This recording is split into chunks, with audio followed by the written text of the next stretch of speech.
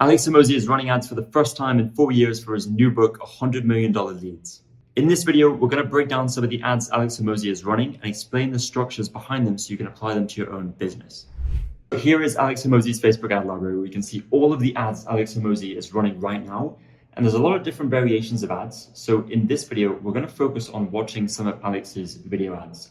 And let's start with watching this one first. Do you ever have the gut feeling that you could be more, that you could do more than you currently are, and you don't know what the next steps are to achieving it? When you feel lots of anxiety, it's because there's lots of paths in front of you, you're not sure which one to pick. On the other hand, if you feel sadness, it's usually because you don't know any options to begin with. I spent the last decade putting together all of the knowledge that I have on how to get more people to know about your stuff, which is the unlock into whatever future you want to have. And if you're wondering, why is this guy giving away his secrets? Is there some catch? The honest truth is, yes, there is a catch. The catch is that I hope that enough businesses consume this book and grow their businesses that I will be able to someday invest in them. Because how I actually make my money is that I own a portfolio of companies. I release this education because I wish that Warren Buffett and Elon Musk had documented their process of getting from 0 to billion to 10 to 100 billion. I'm not at a billion, but I crossed a net worth of $100 million when I was 31. And these books are my attempt to document. So to begin with, the underlying framework of this video is appealing to a core human desire that we all have that's wired into our brains,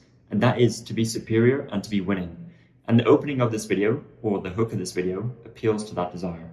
And the way it does this is by asking a question: do you have the gut feeling that you could be doing better and you could be doing more? It's appealing to that desire to be superior and to be winning. And when creating your own ads, you want to appeal to at least one of the 8 core desires we have as human beings. And these 8 core desires are called the Life Force 8. Below this video, I'll leave a link to a free resource where you can learn about these 8 core desires and apply them to your own ads. So the next thing I wanted to point out about this video is that it starts with a question, right? Do you ever have the gut feeling that you could be more?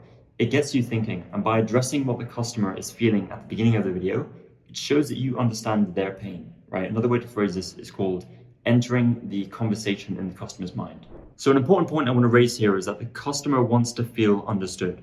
So when you're thinking about your own advertising, it's really important to make sure that you understand your customer first, right, through your research. And then what you do is you create ads where you can talk directly to your customer and make them feel understood. And this will always perform better because when you can make the customer feel understood, you get their attention. And when you have their attention, you can introduce your product as the solution to the problem that they're facing. So the next thing is that Hormozi introduces the product, the book, and links the book to an outcome for the viewer, which is the unlock into whatever future you want to have. And whenever you introduce your product or an offer in an ad, always make sure you link your product or offer to the desired outcome that the customer wants. Another point I want to mention is how often Alex says the word you or your. He gets your attention by talking about you. And when you're creating your own ads, you have to understand that the customer does not care about you or what you're selling.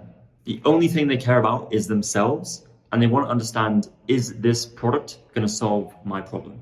So when it comes to your ads, your website, your overall marketing, make sure you're using a lot of the words you and your, and you're not using a lot of the words I or talking about yourself. However, there is one caveat to this, and you should talk about yourself when you want to add social proof and trust. And we're going to talk about this in just a moment. So the next thing is to address the elephant in the room. And when you make a bold claim, the first thing you need to do is back it up and address the elephant in the room, which is usually, this sounds too good to be true. What's the catch, right? And if we just watch this section of Alex's video again.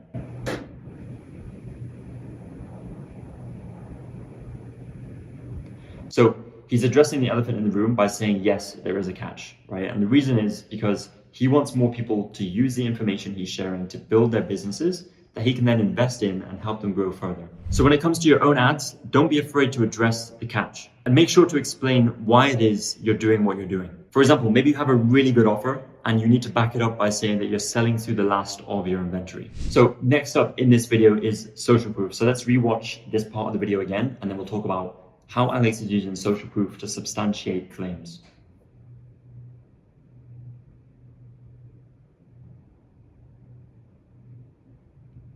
Okay, so Alex continues to back up his claim by saying he's crossed $100 million in net worth by 31. And social proof is one of the core psychological influences. And any bold claim needs social proof to substantiate it. and to build trust. So with your own product to offer, you can use social proof in the form of customer transformations, either through testimonials or through before and after photos. You can also use any PR that you have to show that your product to offer is what you say it is. Or you can talk about a personal struggle that you had, which led to you creating the product to solve your own problem, and now you're helping other people who were in your situation. And lastly, don't forget to have a CTA at the end, which is the action you want your customer to take. And a really important thing about call to actions or CTAs is making it very, very clear by telling them exactly what to do, and don't make it vague, right? So in this case, Alex Hormozi is using register now. I would actually probably go a step further and say register now by clicking the link below. So you want to give clear instructions as to what you want your viewer to do next. Okay, let's watch another one of the videos that Alex is running.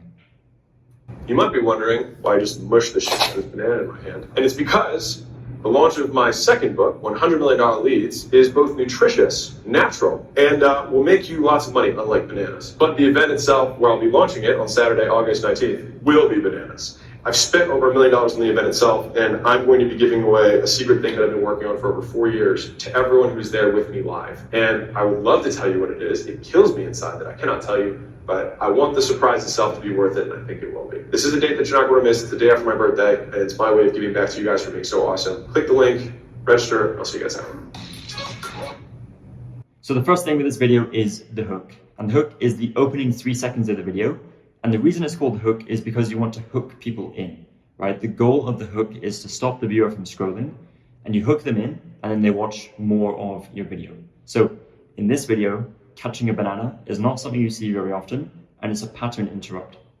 Now, when you think about your hook, you don't want to just do random stuff that's completely unrelated to what you're about to talk about in the video. Because if you do something crazy and unrelated just to get the viewer's attention, they're going to realize that it was just bait by the time they start watching more of your video, and then they're just going to scroll past it and not buy. So what we're going to do is we're going to see how Alex relates the hook to the overarching theme of the video next. So now we see that he's introducing the product, but using the banana as a comparison in a jokey way, right?